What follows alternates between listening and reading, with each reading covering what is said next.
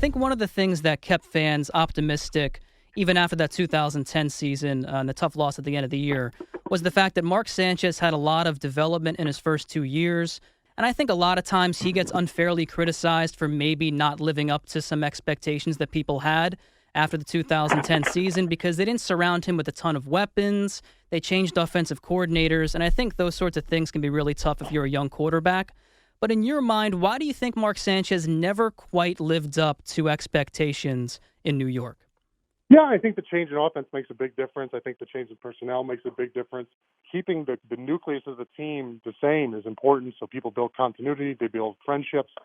So that's one of them. I think Peyton Manning or Eli Manning doesn't get enough credit for this, but playing quarterback in New York has got to be the hardest job in the NFL. I mean, New York has the greatest, most passionate fans, but they're going to let you know when things aren't going well. And it could be one quarter of things not going well, and you're going to hear it. And I grew up in a family full of New Yorkers, so I understand. I get it. But as a quarterback especially, you got to have thick skin. And I just wonder sometimes if some of that stuff got to Mark.